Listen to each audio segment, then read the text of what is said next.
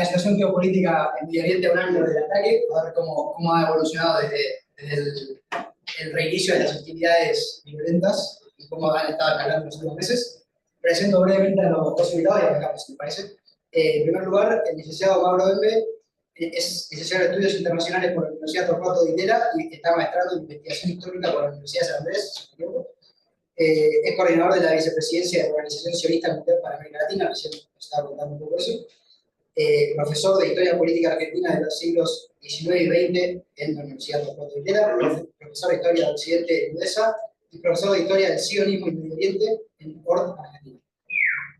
Kevin es licenciado en Sociología por la UBA, magíster en Estudios del Medio Oriente, Sur de Asia y África por la Universidad de Columbia.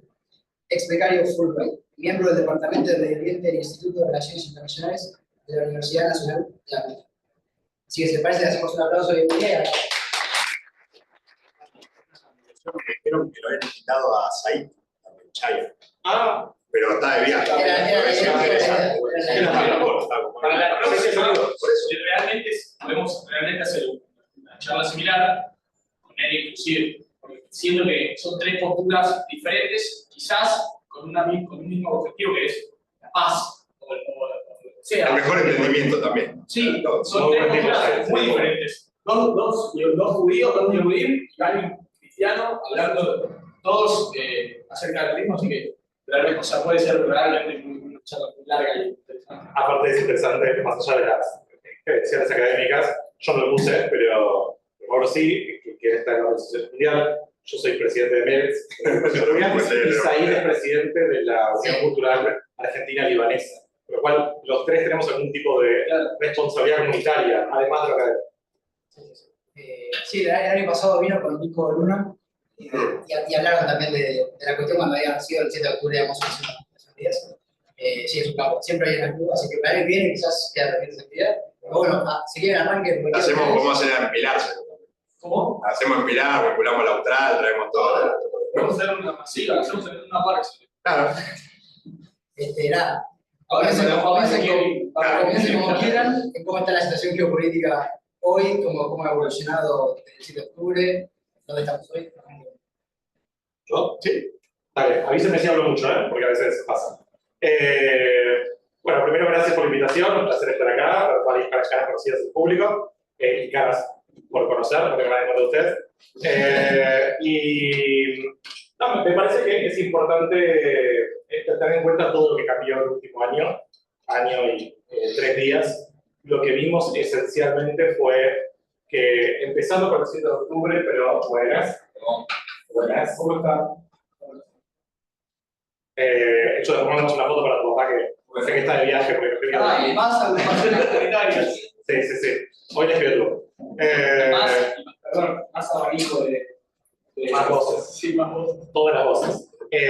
Lo que vimos fue la fragmentación de las reglas de disuasión en la región. Es decir, hasta el 7 de octubre teníamos una serie de normas, podíamos pensar una región en conflicto, pero que tenía ciertas expectativas y reglas no escritas con respecto a cómo se comportaba cada una de las partes.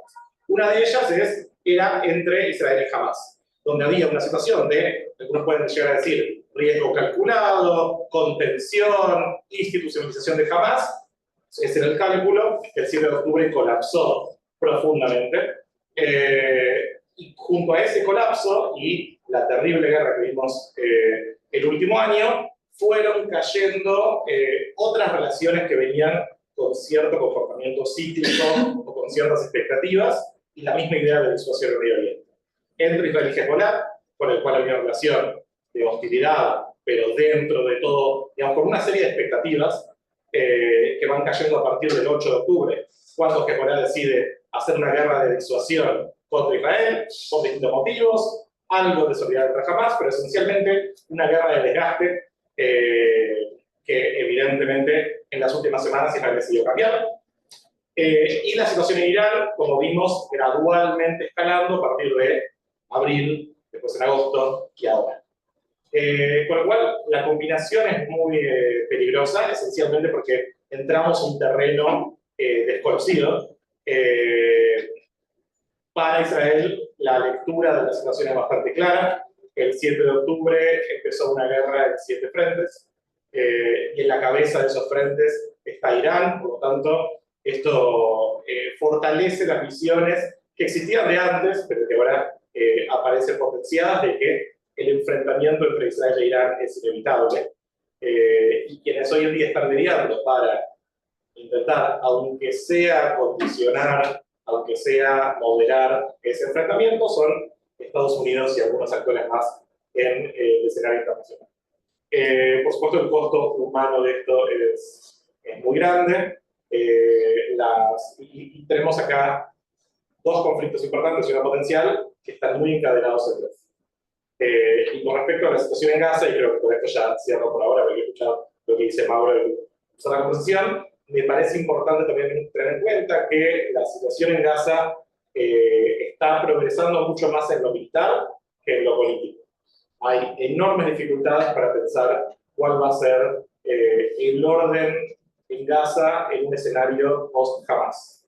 Y eso tiene que ver con muchas cosas. Una es la propia dinámica de la sociedad gazatí, la influencia de otros actores regionales y también las dificultades que tiene el gobierno israelí en formular una nueva concepción de seguridad y una idea de cuál puede ser el orden en Gaza después de que fracasaron todas las concepciones de seguridad que existían antes del 7 de octubre, con también mucho debate sobre en qué situaciones Israel puede retirarse de la franja de Gaza en condiciones seguras y cómo se puede permitir la reconstrucción de Gaza. Por supuesto, todo esto también vinculado a lo que debe ser mencionado, la existencia todavía de 101 secuestrados, de los cuales 36 ya fueron declarados fallecidos, algunos incluso el mismo 7 de octubre, por cierto, cuyos cuerpos estaban en Gaza. Y esto complejiza aún más la situación, nos presenta ante dilemas realmente espantosos y que fragmentan mucho a la sociedad israelí. En Gaza también la duda de, digamos, en Israel no hay duda de que Gaza no puede ser el control de la franja de Gaza. La pregunta es si se puede reformar la Autoridad Nacional Palestina para hacerse cargo de la franja de Gaza, si tiene sentido la Autoridad Nacional Palestina hoy en día, si se puede armar una coalición internacional para hacerse cargo de Gaza, si Israel necesita una presencia permanente en la franja de Gaza para poder restaurar su seguridad y también su poder de disuasión. Y ahora el gran problema del Líbano, que por supuesto amplía mucho más el riesgo, pero creo que ya hablé demasiado para eso.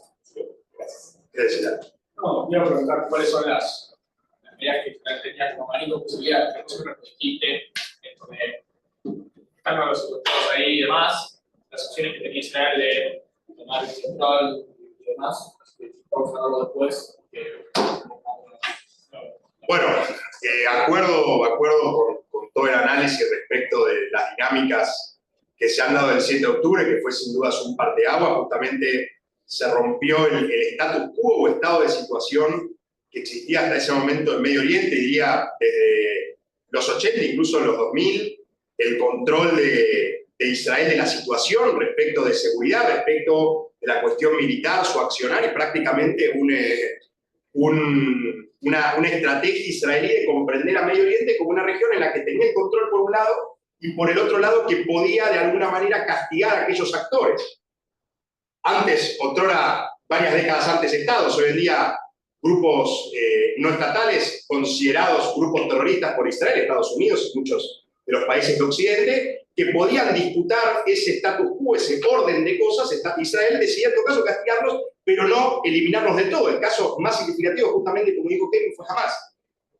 Para dar un ejemplo claro, en los últimos años, sobre todo en agosto del 2022 y en abril del 2023, Israel hizo dos incursiones, no incursiones terrestres, pero sí dos operaciones muy importantes contra el principal grupo terrorista opositor o competidor al grupo terrorista Hamas, que es la Yihad Islámica Palestina, en agosto del 22 y abril del 23, donde se eliminaron no solo líderes y depósitos de armas, sino golpes muy duros a la franja de Gaza, y que Hamas no había respondido con la fuerza que uno hubiese esperado. Y ahí estaba la pregunta, justamente, ¿qué es lo que dijo Kevin? ¿Acaso se estaba institucionalizando el grupo Hamas?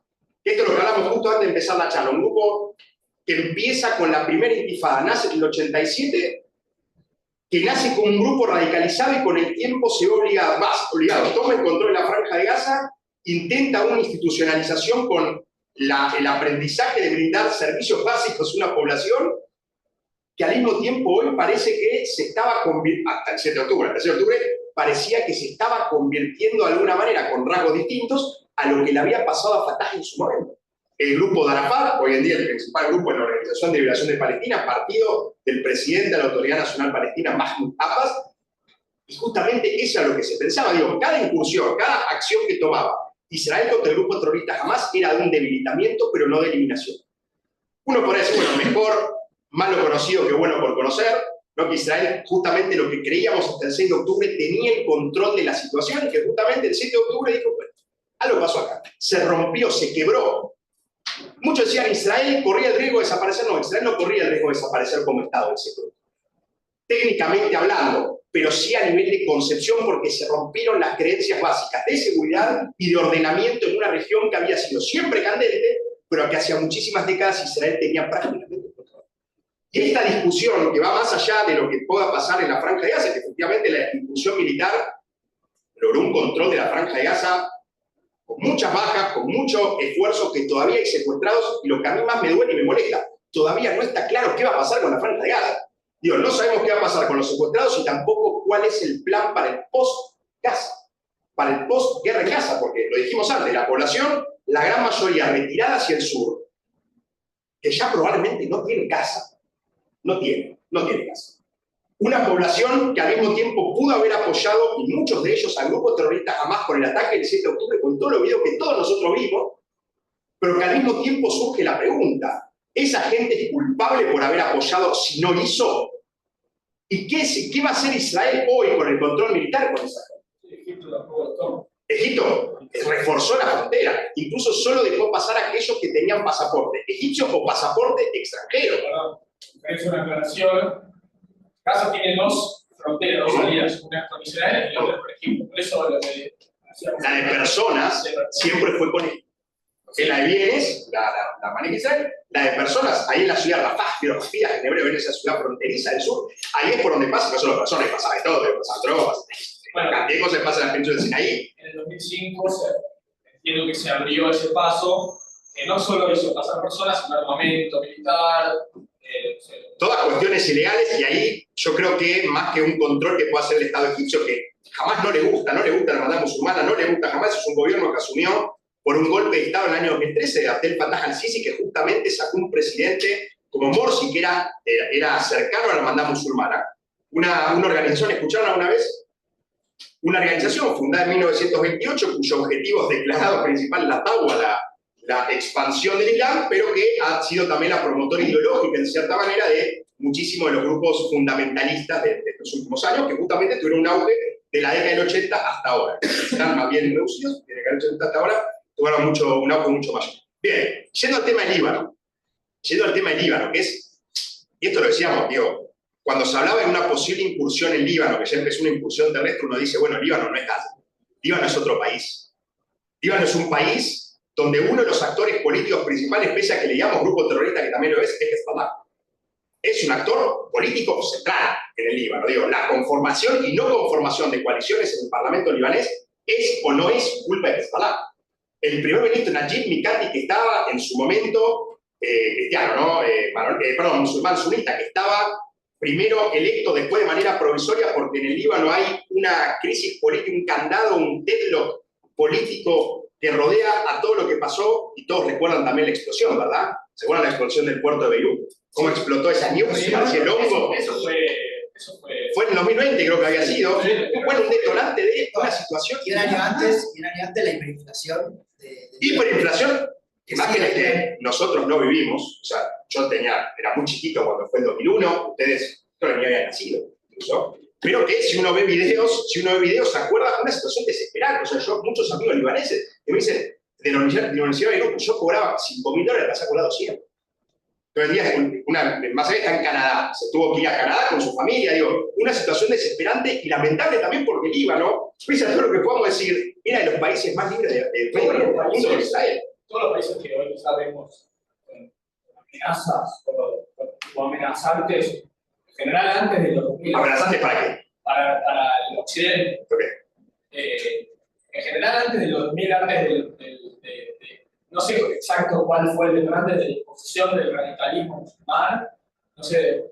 Yo te voy a decir la verdad, para mí. Pero para sí, mí. o sea, antes era el Líbano inclusive. Era la Suiza de Medio Oriente, digo. Sí, eran todos países cristianos.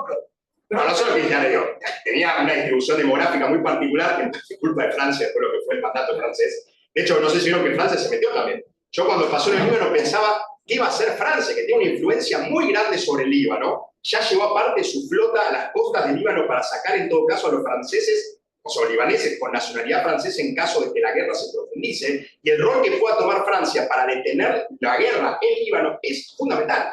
Porque no es la misma Francia que detuvo los misiles iraníes, los drones, ¿se acuerdan? En abril, no es la misma Francia, esa Francia que la Francia de hoy cuando Israel inició una operación terrestre en el sur de un país donde Francia tiene un... Sí, Macron hasta ahora ya hizo dos cosas. Un discurso, sí, llamó a cortar las armas, el envío de armas. un discurso el día que arrancó todo el quilombo, solidarizándose con los libaneses, y ahora dejó de mandar armas y se peleó con Netanyahu. Y no es sorpresivo, no es sorpresivo, y era una de las dudas que teníamos. Ahora, ¿qué puede llegar a pasar? Con Hezbollah, yo esto me preguntaban antes de empezar. Pensar estratégicamente la aniquilación total de un grupo terrorista no tiene sentido. La aniquilación total, en todo caso, será reducir al mínimo sus capacidades operativas, pero pensar en una cosa es jamás en la Franja de Gaza. Pensar en destruir a Hezbollah, todo el Líbano, es una locura. Ni el mismo Israel lo dice. Israel no veo que dice operaciones limitadas en el sur del Líbano para eliminar las capacidades operativas de Hezbollah, llevarlos al norte del río Litani, que la población del sur, la población del norte de Israel pueda volver a su casa. Porque es otro país, es otra cosa, y además involucraría mucho más actores que están. Digo, estos 7 frentes que decía Kevin, hay que tenerlos en cuenta. Lo que tiró Irán, esos 180 misiles balísticos, no es todo lo que tiene. Incluso decir lo siguiente, fue un ataque mayor al ataque de abril. ¿Se acuerdan de los drones? Y además los drones que parecía Papá Noel, ¿vieron cuando pasan en Infobae que te ponen Papá Noel ya pasó, que lo van siguiendo? ¿No se acuerdan? 8 horas estuvimos siguiendo los drones. ¿Se acuerdan lo que fue eso? 8 horas siguiendo en la tele cuándo van a llegar los drones. ¿Qué ataque se avisa Es eso? un ataque controladísimo. Bueno, por eso, incluso esto, si bien fue mucho más grave, ¿vieron? No sé si vieron pobre el palestino que se le cayó el resto del misil en la cabeza, pobrecito. O sea, fue tremendo. ¡Pum! Ahí. Fue un ataque que Israel por suerte pudo controlar, tiene sistemas defensivos para hacerlo, porque los ataques tienen como blanco población civil, hay que decirlo. O sea, los ataques tanto de Irán como también de Hezbollah, de Hamas, no distinguen entre civiles y no civiles, y yo creo que Israel lo hace y lo intenta en la gran mayoría de los casos, y le sale bien, por suerte en la mayoría de los casos. Lamentablemente siempre baja civiles, eso quiere decir. Se puede ver en otro preámbulo de la charla explicar cómo solamente coordinar los folletos, sí, folletos, mensajes, incluso de llamadas en árabe, diciendo, esto va a pasar acá, por favor andate. Digo, uno ahí ve, justamente uno ahí ve, y ahora te dejo Kevin, porque ya también me hice 10 minutos, uno ahí ve también esa inteligencia que uno dice, bueno, esa inteligencia israelí, tanto Shin Bet y Mossad, que son las más conocidas, Mossad a nivel externo, Shin Bet a nivel interno, junto con el Amman, la inteligencia del ejército y tantos otros, uno dice, loco, están avisando por teléfono a la gente que va a estar ahí, que va a haber un ataque. Me acuerdo en Turquía que sabían que iba a haber un ataque de Hamas en la avenida, no supieron Istiklal, que es la avenida de la Independencia en Estambul, y llamaron a los israelíes y le dijeron, tenés un auto que está siguiendo atrás, movete, eso habrá sido en el 2022, agosto del 2022, octubre del 2022. Digo, ¿cómo a esos servicios de inteligencia que explotaron los Reapers se les escapó el 7 de octubre? Esa es la gran pregunta, porque Israel también está buscando recuperar su credibilidad en tanto aparato de inteligencia de los mejores del mundo con lo de los Reapers, inclusive, como bien dijo Kevin, yo diría hoy Israel está subiendo la apuesta. Hoy Israel, la decisión de la incursión en Líbano y sobre todo la decisión de la eliminación de Nasrallah, el jefe de Hezbollah, y también la decisión de eliminación de Ismail Haniyeh, el jefe del buró político de Hamas, en Teherán. Fue una decisión osada que justamente está buscando escalar la apuesta de tal manera de que si el otro no responde, Israel volvería a tener de a poquito el nuevo control de este nuevo status quo que no es igual. Es mucho más violento, que es mucho más explosivo, pero que al mismo tiempo busca que el resto no reaccione. Imagínense, y cierro con esto. Imagínense, ¿vieron teoría de los juegos? Sí. ¿Escucharon el juego de gallina? Sí. Ese que se van persiguiendo con los pagos y los costos, ¿o no? El mejor ejemplo para entender el juego... El primero que se va es el cagón. Exactamente, ese fue el chicken, exactamente. Imagínense, de la mejor manera de graficarlo, dos autos que van a chocarse entre sí. el primero que dobla para no chocarse es el que pierde. ¿Ok? El primero que defecciona, el primero que no contesta es el que pierde. Cuando se van a chocar, cuando uno acelera, quiere decir que Israel te lleva la puerta. Yo acelero más. No tengo miedo de eliminar uno por uno a todos los líderes. De Hezbollah, de Hamas, y el que haga, el que sea necesario, no voy a parar. Lo que está buscando es el auto comandado por Irán y todos sus espectáculos, de los Houthi en Yemen, Hamas, Hezbollah. No responden. Si no responden o responden de una manera calma, justamente, esa curva del auto de Irán puede hacer que Israel no solo gane, de cierta manera, gane, que es una cuestión figurativa de los secuestrados y todo, sino que puede establecer un orden que vuelva a controlar. Ahora, ¿cuál es el riesgo de este juego? La colisión. ¿Se entiende? Justamente lo explosivo que yo entiendo que hay es, ¿qué pasa si estos autos se chocan? Y ninguno defecciona para decir, no, yo no te voy a dejar. ¿Ok? Entonces fue bastante, no sé si fue medio didáctico, pero es eso. Dale, dale. Una pregunta, ¿vos qué pensás que fue esto que decís que lo que fue el segundo equilibrio? ¿Cómo se dice? Yo escuché muchas teorías, que supongo que también has escuchado. Para mí no fue una cuestión, yo escuché, no, esto fue a propósito. Yo no creo que haya sido a propósito. De hecho, no quiero ni pensarlo, pues efectivamente lo fue, estamos hablando de algo carísimo. Ahora, lo que para mí fue, por un lado, negligencia, y por el otro lado, que no Israel se apoyó demasiado en este efecto disuasorio que tenía, porque la disuasión no es solo lo que uno tiene, sino lo que el otro cree que uno tiene. Digo, jamás se sorprendió de lo fácil que fue, lamentablemente, que ellos entraran a Israel, asesinaran a tanta gente y se darse cuenta y cómo lo filmaron. Se sorprendieron. ¿Quién defendió a Israel ese día? Fue la gente, no fue el ejército, no fue la Mishnah, no fue la policía. Fue la gente misma, los civiles mismos que lo defendieron. Yo creo que fue una cuestión de subestimar las capacidades de Hamas, pensar en esta institucionalización que estaba teniendo Hamas y que no se iba a meter como no lo había hecho en los conflictos anteriores del 2021, ¿no? Al mismo tiempo que el grado de probabilidad de que ocurriera lo que ocurriera era bajísimo. Digo, si yo voy a decir un mefaquer y viene un reporte de inteligencia que me dice están cavando pozos, están haciendo esto, y van a entrar a Israel y van a matar a 1.200 personas y van a secuestrar a 258, yo digo, ¿qué me estás hablando? O sea, yo que tengo una guerra en el norte, porque esto que estoy hablando de ahora, o sea, la cooperación en Líbano está preparada hace años, yo que estoy preparado en el norte, que estoy haciendo operaciones conjuntas con Estados Unidos y sus aliados en el mar Arábigo para ver cómo contrarrestar a Irán y mirando en grande, sobre todo desde el punto de vista de Estados Unidos, a China. ¿Por qué no voy a hacer eso? ¿Por qué voy a destinar recursos que por definición son escasos a una situación cuyo grado de probabilidad de ocurrencia es muy bajo? Lamentablemente pasó. Y siempre acompañado de esto digo, no solo tenemos que pensar en lo que lamentablemente pasó, donde falló, sino en todos los 7 de octubre que no pasaron y que nunca vamos a saber. ¿Se entiende? Sí, digo, no solo hay tantos 7 de octubre que no podemos saber que no pasaron, justamente porque fueron evitados. El tema es con uno ya está. Uno puede tener éxito 100 veces, con una que no tiene en este punto, en esta disciplina, en esto que se hace. La responsabilidad tarda años en construirse, pero seguro se... En derrumbarse. Quería sumar, sumando lo que dice Mauro, me parece que tiene un componente político que seguramente tenga algún tipo de consecuencia en el supuesto de que esta guerra termine. Hace mucho, básicamente desde el 7 de octubre, hay una demanda muy fuerte de Israel de armar una comisión de investigación sobre lo que pasó el 7 de octubre. Hasta ahora el gobierno no viene aceptándolo. Y un poco el argumento al principio es, tenemos que enfocarnos a la guerra, este es un tema para qué indicar culpas. Netanyahu incluso apuntó, lo hicieron borrar el tweet, a que esto es un problema del ejército y que nunca habían presentado esta posibilidad. Que puede ser, pero fue de mal gusto al principio de la guerra, pero es algo que puede tener consecuencias políticas fuertes. Perdón, el fiscal, no era el fiscal, uno de los que dieron la tarea de investigar, yo había visto en una conferencia de prensa y dijo, no me están dejando. Sí. Yo quiero investigar y no me dejan. Sí. No me dejan. Y eso, ejército, gobierno, digo, ahí ya, ¿cuántas cabezas pueden caer?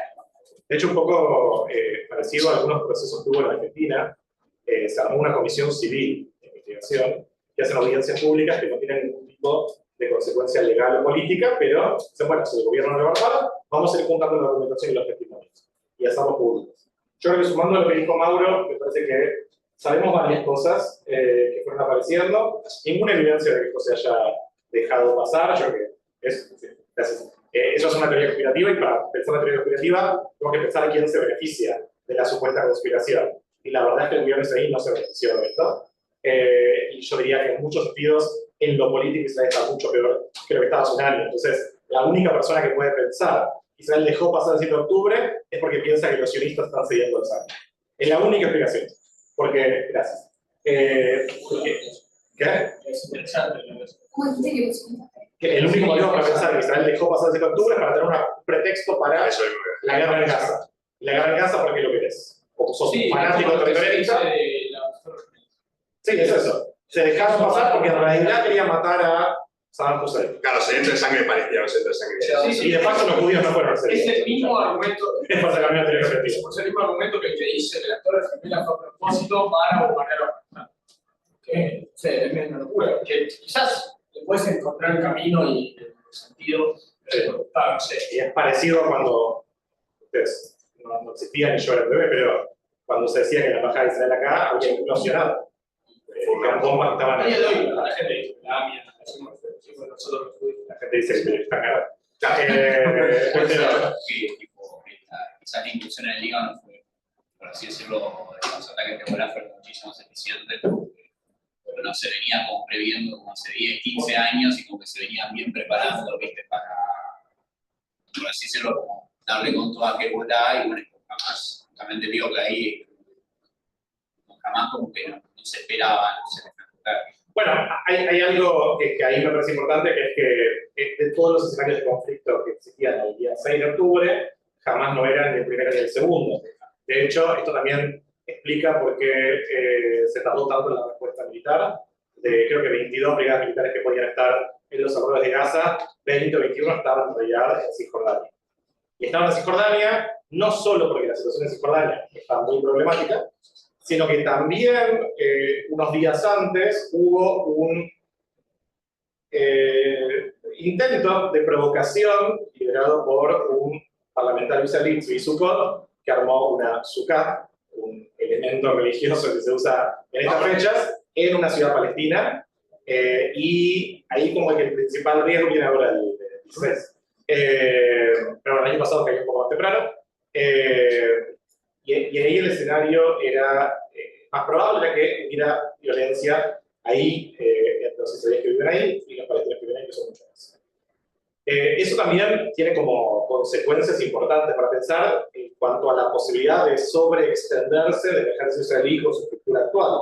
Es decir, vos podés manejar un escenario de conflicto potencial, podés tal vez manejar dos, en ese momento había tres. Y descuidaron de Gaza justamente por esto que venimos diciendo, que es que la idea era que Hamas estaba muy debilitado, muy disuadido, muy dependiente de la ayuda económica internacional, y que Gaza tenía todas las de perder en caso de hacer un ataque así, sumado a cierta arrogancia, podemos decir, con respecto a la superioridad tecnológica de Israel. Es decir, suponían que un ataque así tenía que ser, por lo menos, comunicado digitalmente, cuando ahora suponemos que la mayoría de la comunicación sobre el 7 de octubre fue analógica. Y seguramente... ¿Cómo? Claro, papel.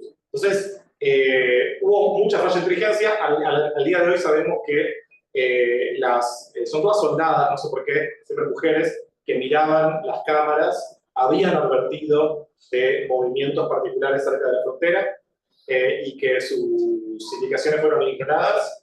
Había advertencias también de parte de la comunidad de inteligencia, pero también había un clima político de muchísima tensión llegando el 7 de octubre, que hizo que al menos parte de esas advertencias fueron leídas en clave política. Nos están diciendo que está el riesgo de una amenaza, porque en realidad lo que quieren es dar marcha atrás en el proyecto de reforma judicial del gobierno. En realidad creo que tenemos que empezar el 7 de octubre como una recopilación de errores con consecuencias trágicas, pero que realmente no lo vamos a saber hasta que el gobierno apruebe una comisión de investigación, que es lo que están exigiendo muchas familias de secuestrados, de víctimas y de sobrevivientes. Para que se lo investigue al propio gobierno. Al propio gobierno y el propio ejército. ¿Por qué también trabajar con el ejército? La popularidad que tenía ahora tuvo un rebote por esto, pero la verdad es que al principio se desplomó. Si el 7 de octubre, es interesante también pensar por qué ahora sube, y si es algo pendular, medio momentáneo, o si es una tendencia que va a aumentar, lo cual tiene por supuesto consecuencias, eso y las elecciones de Estados Unidos, pero no sé por qué dije pero, ¿no? Para que Sí, que el cuento que dijiste recién de que capaz se dejó pasar, ya ahora no, pero más al principio, cuando pasó exactamente el 7 de octubre, se decía también que capaz fue la izquierda como para evitar a Netanyahu, y ahí fue que tomó fuerza el argumento de la Torá, el argumento religioso que decía cuando no estamos unidos en Israel pasan estas cosas. Dejé de escuchar eso, dejé de leerlo, pero ¿por qué no sería en este caso eso? Porque no sería culpa. No, que esto que se dejó pasar, está la parte que dijiste recién, de como que tenemos una excusa para atacar, y por qué no fue para delimitar mismo a Netanyahu sabiendo el tema político interno que era en Israel. En realidad, lo voy a retomar, pero en realidad todos pueden jugar ese juego. Digo, me parece que en primer lugar no es una posición afortunada en el sentido de que para una buena parte de la sociedad israelí que estaba en contra del proyecto del gobierno y que se movilizaba semana tras semana en contra de la reforma judicial, en realidad el primero que inicia la fragmentación social y política de la sociedad israelí es el gobierno, al anunciar la reforma en enero. Me parece en última instancia, y puede estar hecho con las mejores intenciones, pero es casi apologético de Hamás. Es decir, que, bueno, porque la sociedad Israel es una democracia con sus problemas, pero es una democracia que tiene discusión política. Me parece tan contraproducente echarle la culpa al gobierno por lo que jamás hizo el 7 de octubre, como echarle la culpa a la oposición por lo que jamás hizo el 7 de octubre. Lo que pasó el 7 de octubre lo hizo jamás. Vamos a discutir un montón de motivos, pero yo no creo que la discusión política sana haya sido responsable de eso.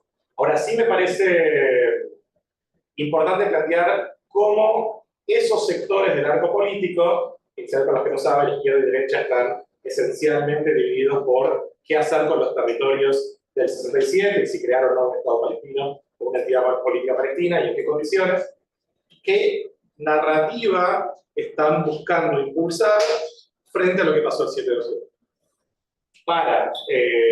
Podemos llamarlo derecha, para personas más referenciadas por el gobierno, lo que pasó el 7 de octubre fue justamente por confiar excesivamente en la diplomacia y en los acuerdos políticos que existían, y no darse cuenta de que en realidad la securitización, la militarización de la frontera es lo único que puede permitir a los israelíes sentir seguridad.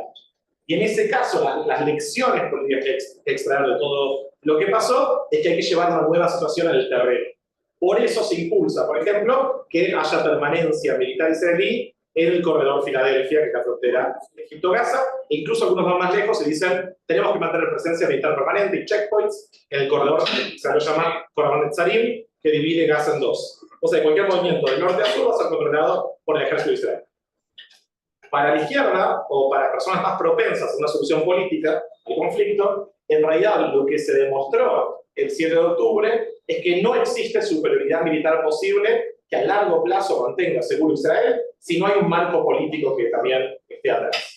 En ese caso, el 7 de octubre es una lección de que esencialmente la estrategia del actual gobierno israelí, pero no solamente el actual, de administrar el conflicto, de minimizarlo, es insostenible a largo plazo porque el conflicto es por esencia inadministrable.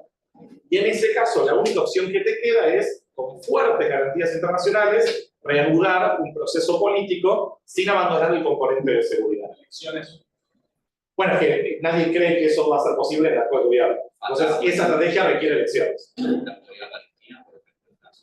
Y en el medio está la discusión sobre qué hacer para la autoridad palestina. Uno de los escenarios potenciales para Gaza es que la Autoridad Nacional Palestina recupere la franja de Gaza, cuyo control perdió en el 2007. Y sobre eso te puedo hacer una pregunta. Creo que ya estás, Julián. Pero como quieras. Específicamente sobre eso. Ok, como quieras. Específicamente sobre el proceso. Pero bueno, si no. Habla. Ese proceso político lo ves posible con una Fatah y una base que bueno, tiene 89 años, no sé. Claro.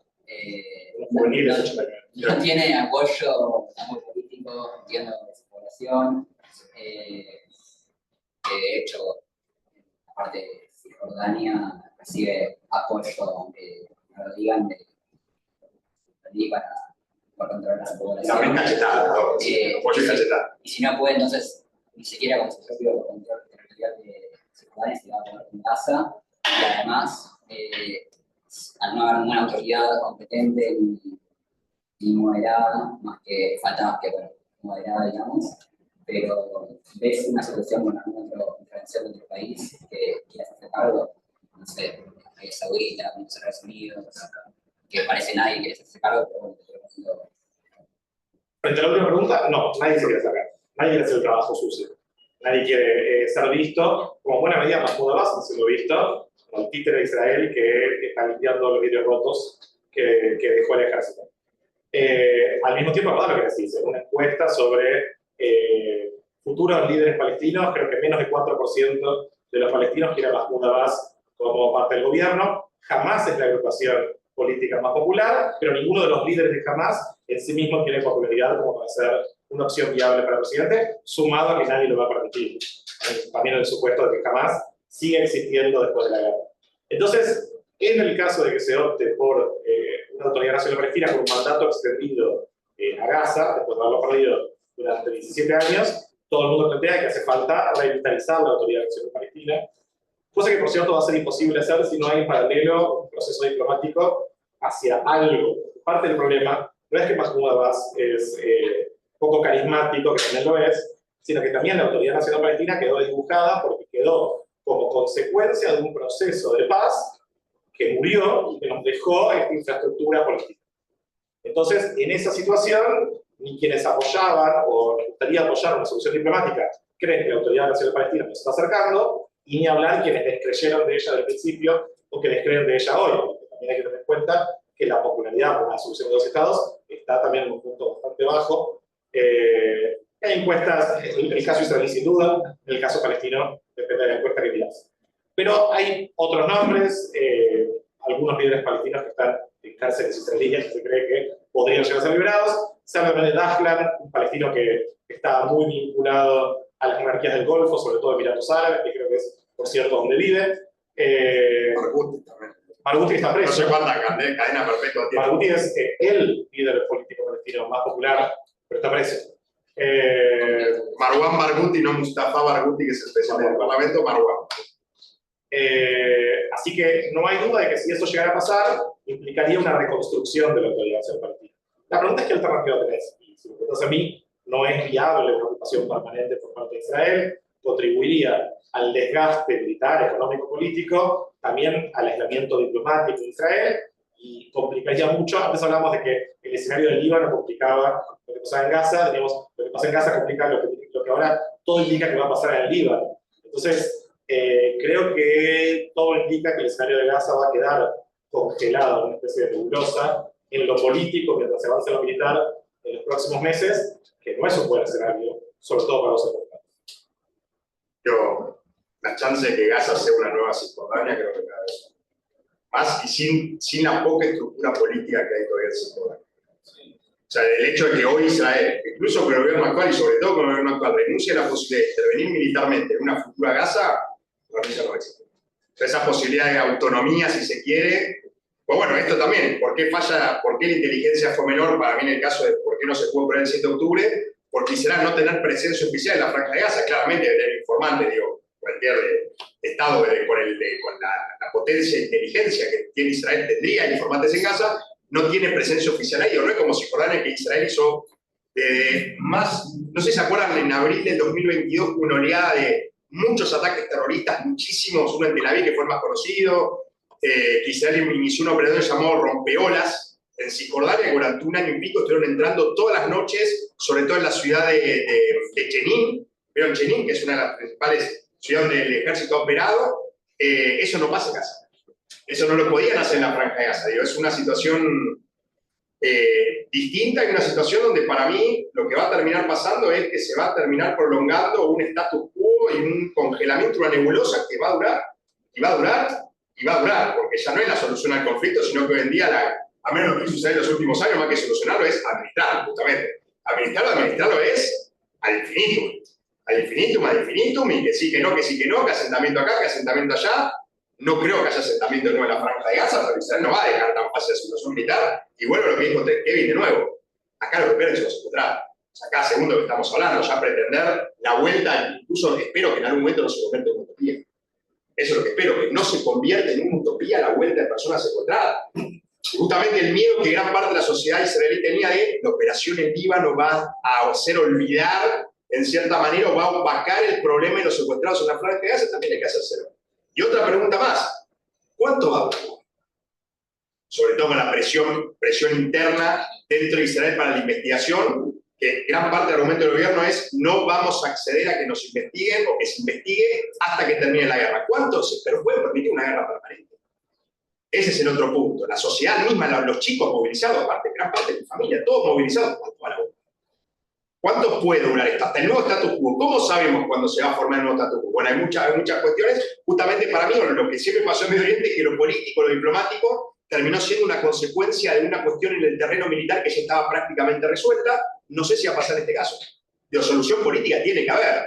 Incluso, como diría Karl von Clausewitz, no sé si la guerra es una prolongación de la política, la continuación de la política por otros medios, pero no quiero ser tan de realpolitik.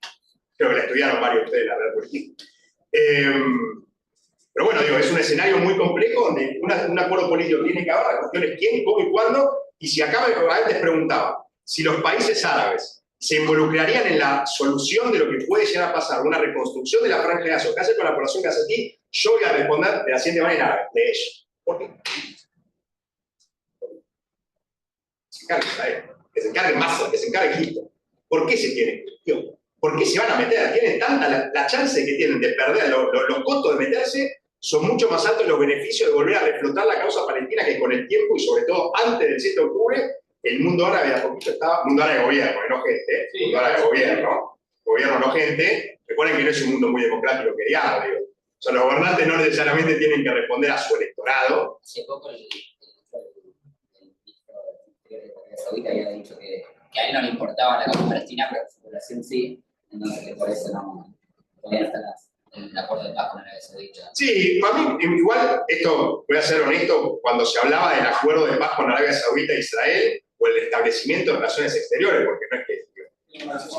Sí, normalización de relaciones, para mí faltaba. La gente decía, ya está al caer, pero bueno, faltaba un poquito, pero no era tan fácil. Además, recuerden que hacía poquito tiempo también China había mediado el restablecimiento de relaciones diplomáticas entre Irán y Arabia Saudita, y no había sido Estados Unidos. De hecho ayer se reunieron relaciones de Irán con Arabia Saudita. Es que sí, digo, es importante y Arabia Saudita tiene que tomar una postura y va a ser parte del acuerdo político este que estamos hablando, si en algún momento es que hay en el futuro del Medio Oriente. Y tiene que estar, por supuesto, porque la potencia árabe, la potencia... Ustedes no saben el problema que fue para Arabia Saudita cuando los hutíes se metieron el 8 de octubre, igual que Hezbollah, a hacer una guerra medida, pero empezar a lanzar proyectiles contra Israel, lo que muy poca gente ve, la enorme cantidad de barcos que están atacando el estrecho de Hormuz, entre el Golfo Pérsico y el Golfo de Omán. No entiende la cantidad de barcos que se están atacando y no desde el 7 de octubre. Años antes también. El principal problema, incluso me acuerdo de un barco que venía para la Argentina, había un petrolero que venía para Buenos Aires que fue atacado por los hutíes. La Argentina también perdió por el ataque de los hutíes, no fue algo muy conocido. Pero sí que cuando los hutíes empezaron a atacar y se empezó a responder a los hutíes, Arabia Saudita dijo, loco, estuvimos 10 años en guerra con los hutíes, recién ahora estamos estableciendo un potencial acuerdo de paz, y pasa el 7 de octubre. De hecho, Arabia Saudita pediría que esto se moderara porque si no, no van a terminar con el problema que tiene la coalición irá por Arabia Saudita, donde están los Estados Unidos y todos los países satélites, con el grupo terrorista que tomó la capital, Sanaa, en el año 2014. Es más amplio pensar, mismo, y cierro con esto, pensar en el conflicto solo de Gaza, Líbano, hoy, también es pensar en qué va a pasar con Irak. La gente no habla tanto de Irak. Está en un bloqueo político hace muchísimo tiempo, con muchísimos problemas, con entre otros grupos, Kataib Hezbollah, que es el Hezbollah de Irak, que ha lanzado misiles contra Israel y murió, no se sabía que murieron soldados. Hace muy poquito tiempo hubo un impacto de un misil lanzado desde Irak en una base israelí en el norte, donde murieron muchísimos soldados. Digo, si uno no toma en cuenta que Irak es un lugar que Israel mira, que mira Irak, que mira en absoluto, mira Turquía, los kurdos, digo, el mundo es mucho más amplio que reducirlo solo a Israel, que bueno, lo que venimos a hablar. ¿Cómo? Sí, bueno, Qatar, que todo cómo lavaron su imagen con el mundial fue impresionante. O sea, Al-Thani, que es el que le puso la capa a Messi, que es el que está negociando ahora con... ¿Cómo? Sí, entre tantas otras cosas. Los préstamos, ¿hablaron del préstamo? Esto había arreglado Macri con Qatar. Me acuerdo con el FMI que había pasado, que fue por eso. Dale. Tres cosas, o sea, no, varias que fui acumulando, pero... Le levantaste la mano a todos. Sí, principalmente, cuando hablamos de una respuesta política, ¿cómo escapamos a la respuesta simplista de no, con terroristas no se negocian? Porque me estaba es una falacia que te digan eso. No es algo que sea falso, sino que no está respondiendo necesariamente a tu pregunta. Bueno, después, ¿cuál es la situación actual del gobierno? ¿Cuánto tiempo le dan a Netanyahu que siga? ¿Y qué pasa con la reforma? ¿Cómo qué quedó todo eso? Después, perdón, varias cosas, pero el tema de cárceles y terroristas o personas palestinas que están en Israel encarceladas en un sistema que no es el sistema carcelario normal, ¿no? Detención administrativa. No hay, o sea, ¿cómo es la situación? ¿No hay derechos? ¿Hay menores? ¿Cómo es todo eso? ¿Empezamos? Bueno, respecto a la reforma judicial, es algo que se sigue, o sea, no es que se ha frenado, en todo caso tiene menos repercusión y desaceleró. Pero el objetivo del gobierno va a ser ahora, o mientras siga, hacer una reforma del Poder Judicial. Incluso con gran parte del gobierno que no era necesariamente Netanyahu, cuyo lema político para entrar incluso valerse en las elecciones y ganar votos era hay que hacer una reforma del Poder Judicial israelí. ¿Qué era la reforma más o menos? La reforma judicial, para dar un espíritu general de lo que era quitarle prerrogativas al Poder Judicial y darle esas prerrogativas que había tenido el Poder Judicial y que fue ganando con los años también al Poder Político. Ahí uno lo puede pensar de diferente manera, porque uno dice, bueno, claro, si la gente vota al gobierno, o sea, votan los partidos y los partidos eligen una coalición para que gobierne, tiene sentido, ¿no? Que la mayoría decida. Pero pará, ahí decimos, no, pero en una democracia liberal acaso no hay control de poderes, no es que la justicia tiene que evitar que una mayoría se imponga sobre una minoría y ahí podemos sacar al federalista de la galera, todos leemos el federalista, o gran parte leyeron el federalista, me imagino. Bueno, ¿qué pasa con las facciones? ¿Acaso se puede permitir una política facciosa o es la justicia la que tiene que impedir? Son discusiones y hay personajes tipo Yariv Levin, un montón de personajes dentro del gobierno que... ¿Cómo? Sí, Ben-Gvir entre otros. Ben-Gvir, pero la reforma judicial de Ben-Gvir es algo que el gobierno va a seguir, esté o no esté. Es una discusión que va a seguir, que probablemente se potencie con la guerra. Solo para hacer referencia con el actual gobierno, la Corte Suprema del Poder Judicial se extralimitó a partir de los años 90 al asumir la función de control constitucional en un país que no tiene constitución escrita. Hay una serie de leyes fundamentales, 14 en este momento, pero en ese sentido Israel es una excepción. Hay 6, 7 países del mundo que están en esa situación, la mayoría de ellos monarquías, pero Israel no puede ser. Entonces, y nunca hubo posibilidad de sancionar una constitución, lo cual hace que el sistema, el poder legislativo, tenga poderes bastante fuertes y que no hay una división real entre el poder ejecutivo y legislativo, porque es un sistema parlamentario. El poder legislativo crea el poder ejecutivo. Entonces, el poder judicial emergió como un poder fuerte, pero que también se engancha con una batalla cultural. Para muchos en Israel, el poder judicial, en parte, no totalmente, se vota a sí mismo, porque los jueces tienen la posibilidad de votar, reflejan para ellos una facción no votada, más laica, más progresista, privilegiada. El primer Israel frente al segundo Israel es una batalla cultural muy parecida a lo que podemos encontrar en Estados Unidos, ¿sí? Entre las zonas costeras urbanas y el centro rural. Sí, digo, también tiene que ver, nos explicaba un profesor, que había ciertos jueces, más laicos, que estaban yendo un poco contra el tema de que hay un sector de los israelíes más fundamentalistas que pueden no participar del ejército, y lo que está pasando es que Israel se va quedando sin gente del ejército, y algunos dicen, che, necesitamos que empiecen a participar, que dejen de estudiar, y había ciertos jueces que fallaban en contra de eso, y era parte de la coalición de Netanyahu, decía, che, estos jueces me están jodiendo a los ortodoxos, vamos contra eso. Bueno, en parte también tiene que ver, porque Netanyahu estaba hoy rechazado muy fuertemente por los partidos ortodoxos en su gobierno, pero no es que el ejército está quedando sin gente, sino que aparece hace muchos años el reclamo de por qué la carga de defender un país está distribuida desigualmente. Cosa que, por cierto, apareció muy fuerte durante esta guerra. Supuestamente los israelíes tienen un límite de cuánto tiempo tienen que ser llamados a la reserva. Ese límite fue pasado por mucho y muchos dicen, bueno, si fuéramos más, tendríamos que ser menos. Ahora no sé en qué anda porque parte de la exención de la población ultraortodoxa que estudia en las yeshivot, en las academias ultraortodoxas que son financiadas por el Estado, ese permiso de exención se había terminado y fue justamente la Corte Suprema la que le dijo a la fiscal general, en este momento tienen que enrolar 3.000 haredim, se dice en hebreo, ultraortodoxos para el ejército. No sé por ¿Qué terminó? No, que hicieron actividad física en su vida, por ejemplo. Pero el punto, acá no es ese el punto, es que estén igual, que barra, no sé, que hagan lo que sea, pero que estén. Es porque yo tengo que ver a mi hijo morir y hay gente que tiene el privilegio de no ir. Y la pregunta es, ¿por qué con los judíos y no con la población árabe? Pues también, digo, la población árabe está exenta, no está obligada a hacer ejército, pese a que los rusos lo hacen. ¿Cómo? Ah, ahí está. Entonces ahí entramos en otra discusión que es si existe efectivamente la nación israelí. Ese es otro punto. O sea, ¿por qué con los judíos sí, con los otros sí, con los árabes no decimos nada? ¿Se entiende? ¿Por qué no tiene que estar obligada? Ah, bueno, eso ya es otra cosa y eso tiene que ver con problemas para mí ficcionales, incluso la ficción de la creación de la nación israelí judía, que va para otra charla porque es mucho más profundo. También quería preguntar lo mismo con Cisjordania, porque en realidad no son ciudadanos, pero son parte del territorio, entonces esa parte... No, pero no es territorio oficialmente israelí. Pero entre nos podemos decir que, ¿Qué? o sea, en la práctica funciona bastante como una mujer. La zona B. No me quería solamente sumar algo. No sé si el término es principal. Lo que iba a decir es que la reforma judicial ha atacado varias cosas. La única parte de la reforma judicial que fue aprobada fue rechazada por la Corte Suprema, generando ahí un problema. Como rechazó algo que no puede estar modificado. Era la idea de poder, lo que se llama la irracionalidad, básicamente que era la posibilidad de suspender medidas ejecutivas que no sean consideradas racionales.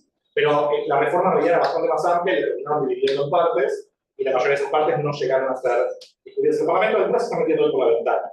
Pero con respecto al tema de Rangel, sería mucho más similar al sistema sudafricano si primero el criterio original fuera la raza y no la ciudadanía. Acá no hay una distinción, no hay carteles, salvo Hebrón, que es una situación muy, muy complicada y en mi opinión insostenible, para poder mantener un asentamiento de 400 judíos en una ciudad de más de 20.000 árabes, y ahí sí hay zonas que están, a las que los árabes de la ciudad no pueden entrar. El verdadero criterio que diferencia, por ejemplo, quiénes están sujetos a la ley civil y quiénes están sujetos a la ley militar, es la ciudadanía. Los palestinos no son ciudadanos, por lo tanto, hay un sistema legal diferente que es verdad que permite, entre otras cosas, las descripciones administrativas, que es una figura que viene del derecho en la zona previo al Estado de Israel. Si me preguntas a mí, todo esto es una evidencia de, en última instancia, la imposibilidad de sostener una presencia en esa zona sin un arreglo político permanente. En realidad, lo que tiene es un sistema legal temporal, pero esa temporalidad ya se extendió 57 años. Entonces, o te tenés que retirar o crear una situación política permanente diferente. Israel no puede hoy en día anexar el territorio sin mucha condena internacional porque, primero, que el territorio hoy en día está considerado por la mayoría del mundo bajo ocupación beligerante. Eso implica, de acuerdo a la Convención de Ginebra, que no puedes hacer cambios en el estatus permanente del territorio, ni tampoco, por cierto, mudar a tu propia población de forma permanente al territorio bajo ocupación. La demografía muchísimo. Hay medio millón de israelíes. El gobierno actual y parte de la sociedad israelí considera que el gobierno está bajo ocupación. ¿Cómo? Si esto que estamos hablando es importante. Primero la limita punteada, para los que nunca lo hayan visto, esa famosa linita punteada. Es un volado, pero... ¿Me meto porque no consideran que es ocupación? Sí, no, hay un principio del derecho internacional, espero que todos sepan latín, uti possidetis, que básicamente dice que un Estado... ¿Estoy diciendo algo que alguien sepa? A ver, lo pueden explicar mejor yo. Siempre tengo miedo de decir estas cosas de frente a abogados. Pero básicamente lo que sostiene es que un Estado sucesor de otro Estado está sujeto, a menos que haya nuevos tratados que lo modifiquen, a las obligaciones y derechos del Estado anterior. ¿Qué quiere decir eso? La República Argentina es el Estado sucesor del Virreinato del Río de la Plata. Tiene, en principio, está sujeto a los mismos tratados internacionales que tenía el Virreinato del Río de la Plata, a menos que hagan nuevos que lo suspendan o lo modifiquen. El planteo es, del mandato británico de Palestina, que era lo que existió desde el fin de la Primera Guerra Mundial hasta 1948, en la actualidad emergió en la región un solo Estado, el Estado de Israel. Gaza fue ocupado por Egipto, Cisjordania fue anexado por Jordania, en 1967, la guerra de los 6 días, eso se modifica, y en lo que tiene que ver con Cisjordania, Israel recupera, lo pensamos como el sucesor del mandato británico de Palestina, recupera ese territorio. Que si Israel tenía derecho, pero lo perdió en la guerra del 48, al mismo territorio que tiene el mandato británico, no se puede considerar bajo ocupación. Lo cual es un muy lindo argumento a nivel legal, pero tenés un problema. Si es tu territorio, ¿por qué no nacionalizaste a los ciudadanos? A los más de 3 millones de palestinos que viven ahí. Y ahí el criterio es más político e ideológico que otra cosa. Entonces, la realidad es que incluso si no considerás por cuestiones históricas, nacionales o legales que Cisjordania está ocupado, el comportamiento es como si fuera un espacio de ocupación. Y hay distintas propuestas medio creativas ante eso, pero ninguna del todo convincente y ninguna que la comunidad internacional en términos generales acepte. De hecho, hace muy poquito la Asamblea General de la ONU volvió a reiterar que se tiene que retirar de todo en cumplimiento de la resolución de 242. Israel aceptó lo que dijo verdad, el timing fue... Sí, fue el mismo día. Ahora, no hay un criterio racial, hay un criterio de ciudadanía. ¿Es sostenible? A largo plazo, para mí no. Pero, de todas formas, quienes se agarran del argumento de apartheid plantean básicamente que existen dos sistemas legales. Hacerlo implica, para mí, hacer una equivalencia que es un poco complicada, porque en Sudáfrica estás hablando de toda gente que era ciudadana y que tenían reglas diferenciadas en base a la ocupación. Ahora, ¿hay personas del río al mar que tienen derechos diferenciados? Sin duda. De hecho, podemos hablar de incluso 3 categorías de árabes. Los palestinos que viven en Cisjordania, los palestinos que viven en Jerusalén Oriental y los árabes de Israel. ¿Eso es suficiente? Yo creo que el término perjudica más de lo que ayuda. O sea, por la propia lógica de la ocupación, no es lo mismo cómo se juzga a un israelí de Cisjordania, que en los tribunales israelíes, que a un palestino que estaba en un territorio ocupado por Israel, entonces lo juzgan ahí los militares. Por cierto, porque tengamos en cuenta que muchos de los palestinos que viven en Cisjordania viven bajo el control de la Autoridad Nacional Palestina. Claro. Tampoco es un Estado. Pero no es que en Ramallah alguien le roba a otro y va a una corte y se ve. La confusión es el tema de que quedó en un limbo legal en todo el territorio ese, todavía no se resolvió la cuestión. A eso era administrar el Estado quo. El actual gobierno israelí, en su acuerdo de coalición, establece que el único colectivo humano que tiene derechos nacionales en el río del mar es el pueblo judío. Por lo tanto, en 2018 la ley, está claro eso, la autodeterminación nacional. Bueno, sí, pero dentro del Estado de Israel, el acuerdo de coalición del 2022, el de enero, dice básicamente no se va a crear un Estado. Por lo tanto, la solución más permanente, si es que va a poner ahí el lado del Estado palestino, no va a ser bajo este gobierno. De expectativa, porque el gobierno colapsaría, se fragmentaría, quiero tener con la pregunta que hizo alguno de ustedes, vos creo, cuando habría elecciones, en principio a fines de 2026. Si el gobierno cumple el mandato. Pero es muy probable que caiga antes, porque, y no por el Estado ni nada. El actual Parlamento es el Parlamento número 37 de un Estado que tiene 76 años. Los mandatos, si bien son de 4 años, es muy frecuente que los gobiernos caigan antes, porque la coalición se fragmenta y cuando la mayoría del Parlamento vota en contra del gobierno, se disuelve, hay un gobierno temporal y se llaman nuevas elecciones. Bueno, las nuevas elecciones. Se llamarían las nuevas elecciones. Sí, sí, es que pasa eso. Si el primer ministro, que no creo que lo haga, o el Parlamento decide su propia discusión. Ahí hay una pregunta hace mucho. Sí. Ahora,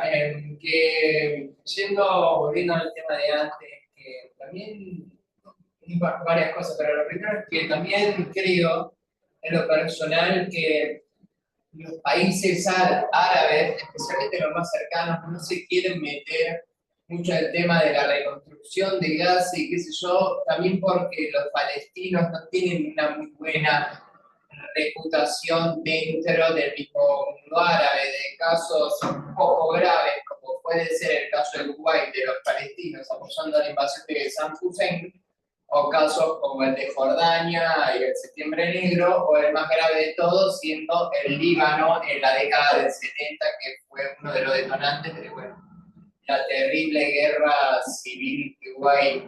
Volviendo ahí a la región y yéndolo también que mencionabas el Kataib, pero hay el Kataib libanés que es como más, que es bastante más psicótico que nosotros. ¿Qué va a pasar en el Líbano con todo esto?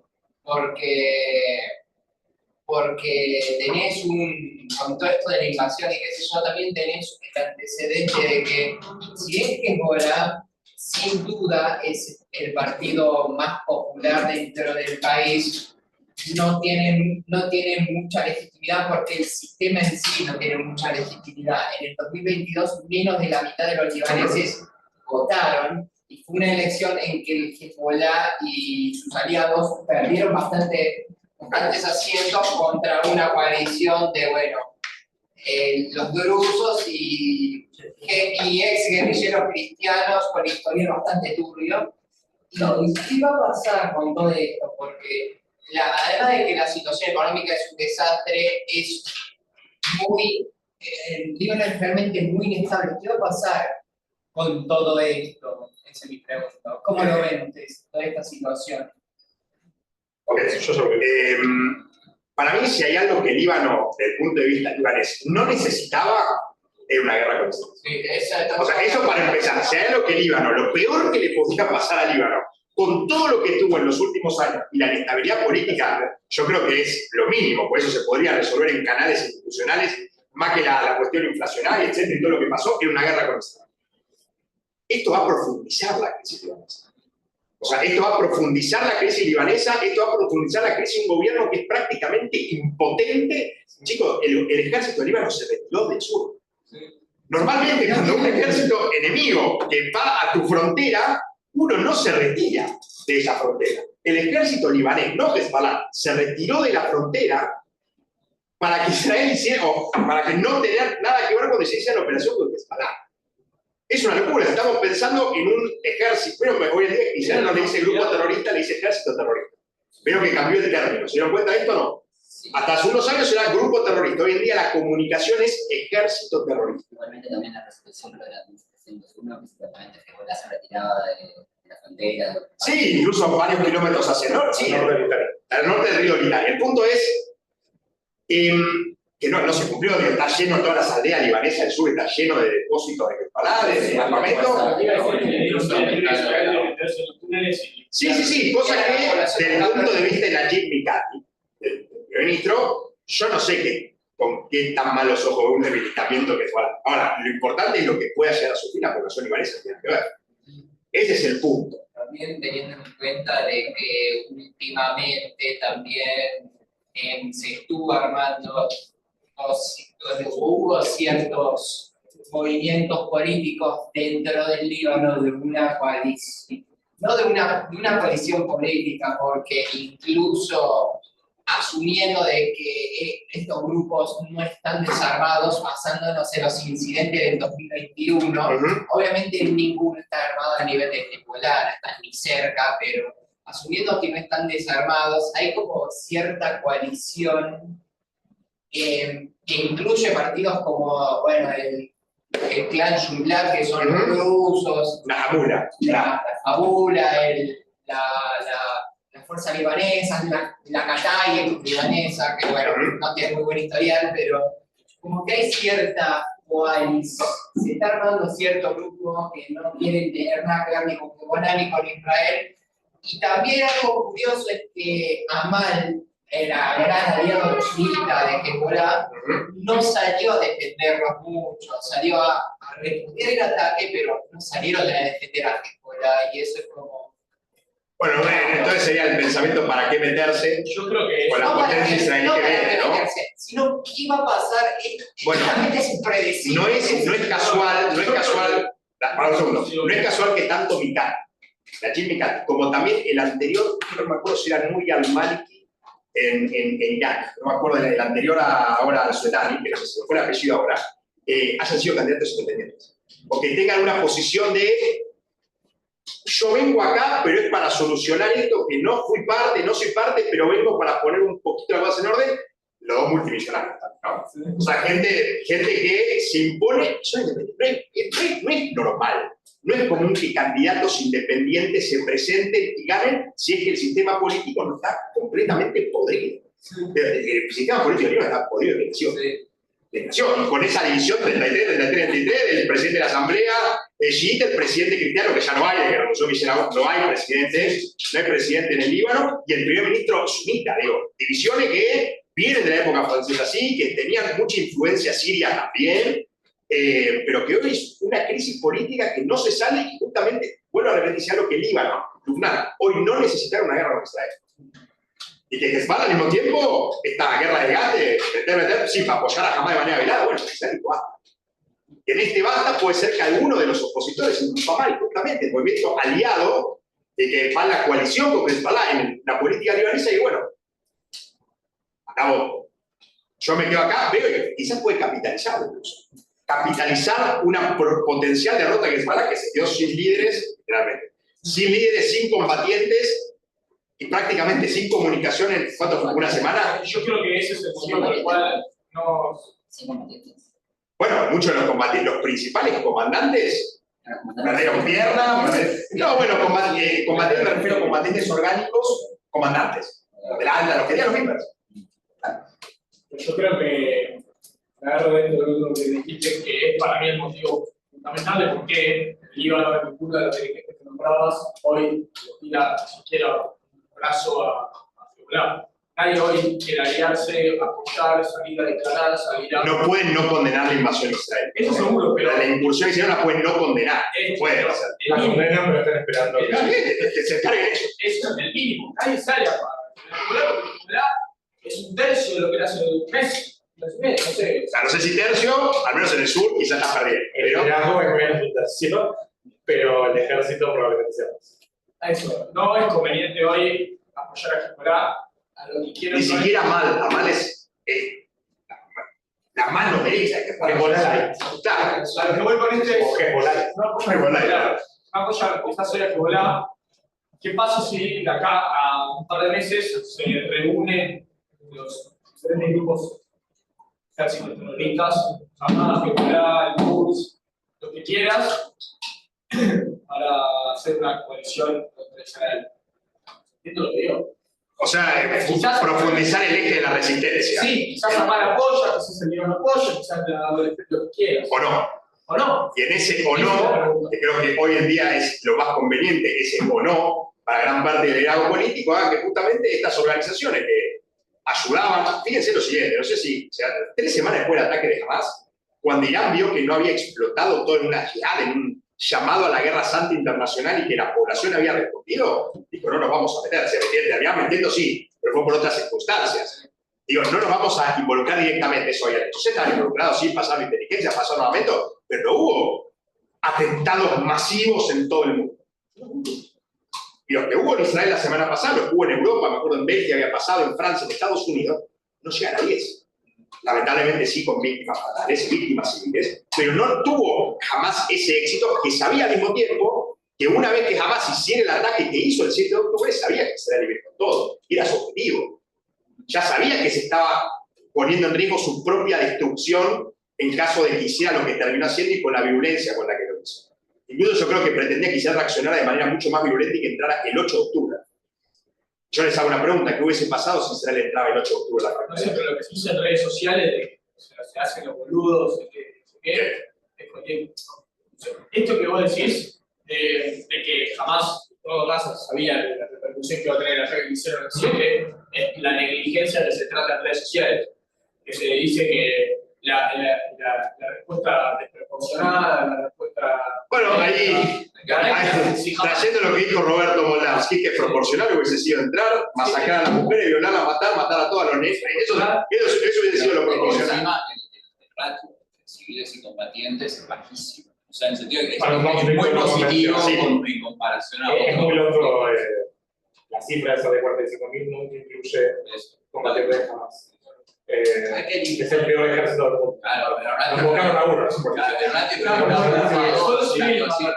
De todas formas, hay muertos civiles. Sí, lamentablemente, Pero nada que ver. es imposible. En conflictos, sobre todo conflictos internacionales y otros aspectos, también hay que derribar la idea de que la proporcionalidad es 1 a 1.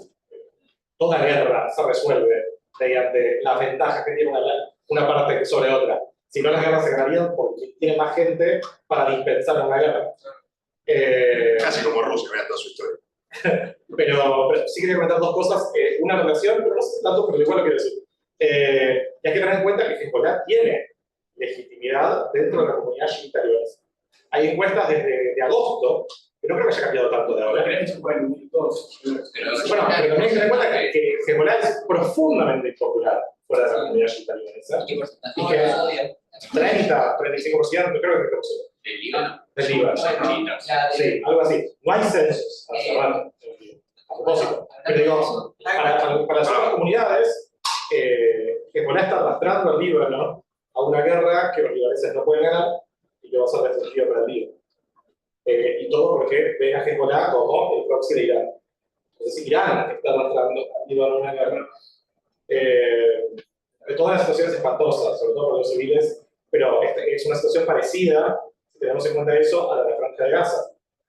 La mayoría de los libaneses no están yendo voluntariamente a esta guerra, están siendo arrastrados a esta guerra, sobre todo en el Líbano del sur, gracias a Hezbollah y a la situación imposible de defensa de Israel.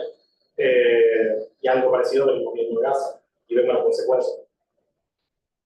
Yo tengo una pregunta que me noté ahí en Twitter estos días. Yo hablaré el ministro de Defensa israelí.